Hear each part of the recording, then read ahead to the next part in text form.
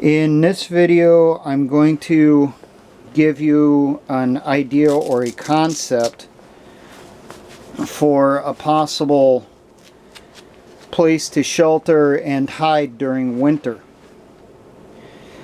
I thought of this because you see this a lot in histories of World War II, and you'll also find it in survival manuals of people hiding inside haystacks, especially in winter, to stay warm. Now here in the US, we're not going to find too many of those old loose style haystacks, but if you're in farm country, you have a pretty good chance you're going to find barns of hay or straw bales, which are giant rectangular blocks of hay or straw. And I've thought about it that we could construct rooms or chambers inside the stacks of hay bales and straw bales. Now obviously the farmer that would own the farm where these bales are at, he would have to be a patriot. He would have to support the cause in that. This would be something that he would have to construct when he's in the fall. He's gathering up his bales, he's baling the straw, baling the hay, and then stacking them in the barn for the winter. Well, he could set up one or more of these shelters in there that the militia could use in wintertime. Now, as we're looking at the pictures here, this is from the side, this is top down. So it's not drawn to scale in any way, shape, or form. Part of it is there's also different size bales. There's really large ones that are about the size of the bed of a pickup truck, and there's also smaller rectangular ones which I think are like 2 foot by 3 foot or 4 foot. And they're about 2 foot high or so. I don't know the dimensions exactly, I'm going off estimates. But the walls should be fairly thick. That will increase your insulation value from the cold. Plus it'll help hide light better, because you always got the possibility that somebody's seams might be open just enough that light could peek through. So I'm thinking on these sides, which would be the narrow side of the bales, should probably be 2 bales wide.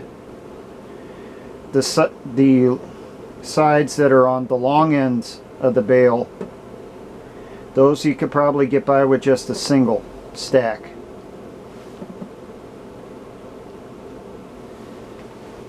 Now, your entrance would be 1 bale that would be removed from the stack. It would be on the bottom row, most likely. You would have part of a bale that would be the camouflage for in front of a wooden door. This bale would be tied to the door so that you would use the ropes or twine that's on the bales as your pull handles for pulling the door open. Behind this you would need some type of wooden square. That would be the farthest back point that this would go. You want it to look flush from the front or blend in with the front.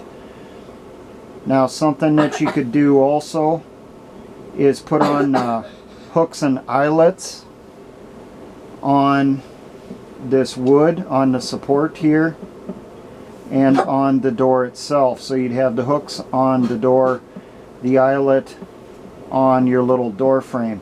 This door frame should probably be anchored into the bales beside it, so if any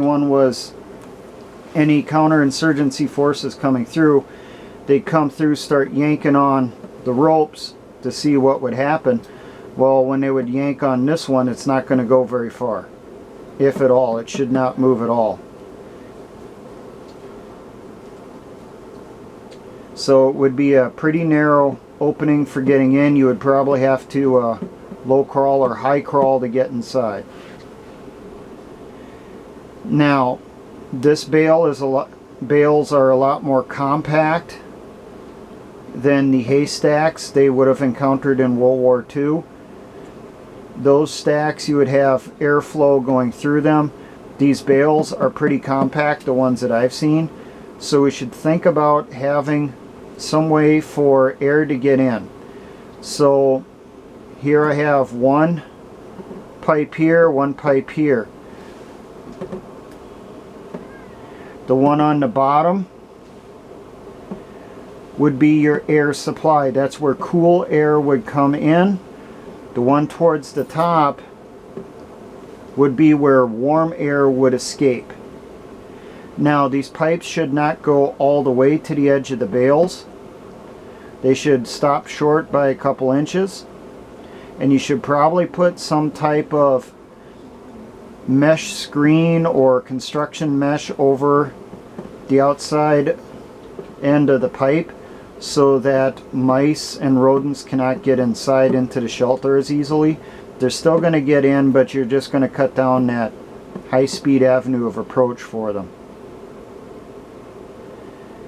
Now, this one, your exit for your warm air, because remember, warm air rises, that should be concealed close to a wall. So there should be a wall here. It should not be directly up against the wall because it could ice up and close it off. There should be a few inches between the wall and the side of the bale. Make sure that the space is not large enough that someone can get back there around that side, and they could find in winter a lot of ice buildup right in this location. That would be an indication that someone's hiding inside. So you want it farther back and you want it fairly close to the wall, but you want enough space that air is still going to circulate through.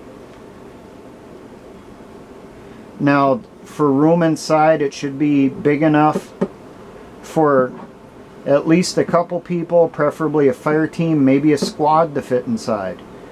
Who knows, maybe it's a larger barn and you could fit almost an entire platoon inside the cavity that's created. Now, I have here, these brown lines would be pieces of plywood. You would need here just a piece for covering this little tunnel. You do not want the wood going all the way to the edge of the bales where it would be noticeable. You want to stop it, you know, at least 6 inches back. So that way if someone's poking through and that stuff with a bayonet or something trying to find pieces of wood between the bales, hopefully they're not going to hit it. And it's not going to be seen by just a visual search. Now if you've got a larger chamber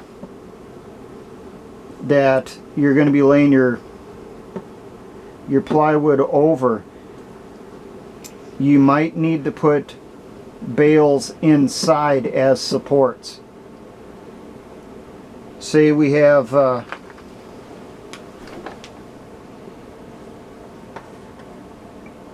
4 pieces that come together inside and they're kind of floating. Well, maybe under these junctions here we should be putting in some columns of stacked hay bales in order to support that plywood. You should have at least 1 layer of bales over the top, preferably 2.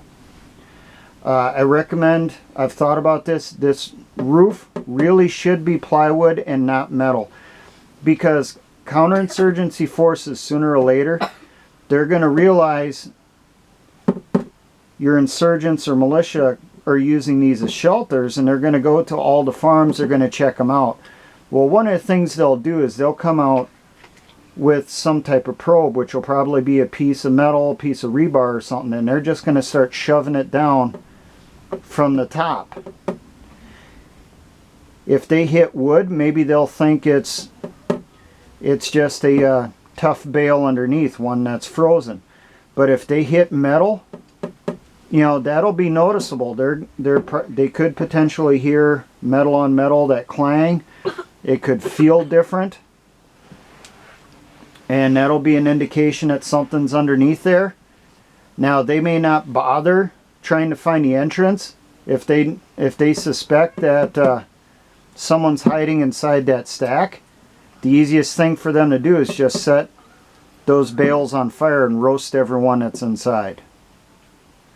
So you want to think of ways to make sure to camouflage this and conceal it well. I have no idea on construction time. I have no idea how feasible this idea is. I have not tried it out. I don't know. But it is just a theory. Someone who might have a better idea on this from a construction aspect, from, you know, survival school, from history or something. I have no doubt they did something like this probably in Northern Ireland, probably still do. Well, any tips or ideas to help flesh out this theory, I'm welcome to it, so just post it in the comments. Now, for all my engineer brothers in the Patriot and militia movements, always remember, essayons.